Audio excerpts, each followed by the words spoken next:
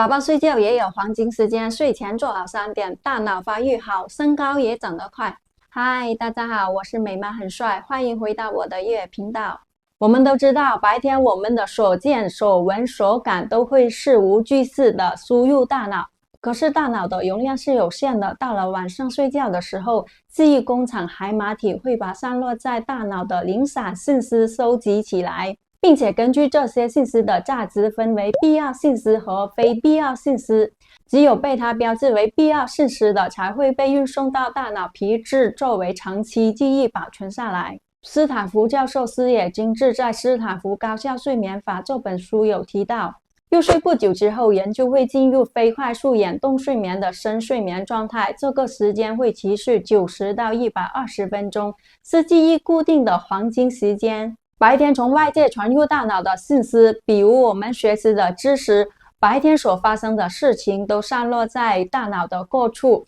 海马体收集起来难度比较大。但是睡前1小时传送到大脑的信息都聚集在一个地方，海马体轻轻松松就把它们收集起来了，然后进行归类整理。所以睡前的这些信息更加容易被当作长期记忆保存下来。不少父母对我说，每天下班回家都很累了，根本没有时间陪伴宝宝，看着孩子一天一天的长大，关系却越来越疏远，对孩子的愧疚感越来越强烈。其实陪伴宝宝不需要24小时在一起，只要用好睡前的短短1小时，做好3件事，就能增进亲子感情，促进大脑发育的同时，还能帮助孩子睡得更香，长得更高。第一件事，唱儿歌。很多宝宝一听到音乐，2只手就会跟着音乐舞动。睡前唱一些欢快的儿歌给宝宝听，不但能提高他的音乐素养，锻炼协调能力，还能促进大脑发育。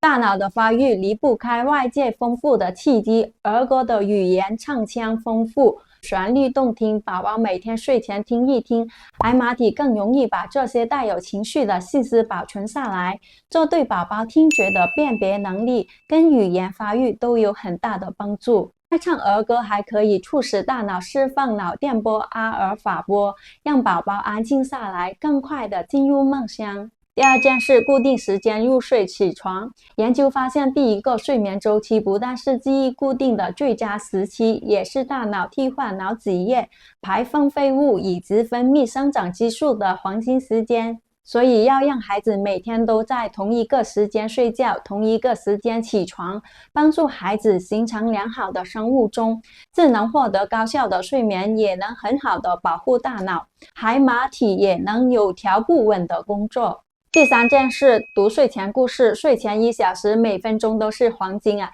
这时候输入大脑的词汇、故事都很容易被大脑皮质当作长期记忆保存下来。当我们把宝宝放在膝盖上，用生动温暖的话语把他带入到故事的世界里面，孩子能够跟故事里面的主人公的情感连接起来，以间接的方式体验他不曾经历过的生活。这样不但能够刺激大脑，丰富孩子的思想，在聆听的过程中，孩子还能感受到爸爸妈妈的体温，本能的感受到自己是被爱的。当你不断的重复这件事，你跟孩子的连接会越来越深刻。好了，今天的分享就到这了。如果这条视频对你有所启发，就收藏转发起来吧。我们下期见，拜拜。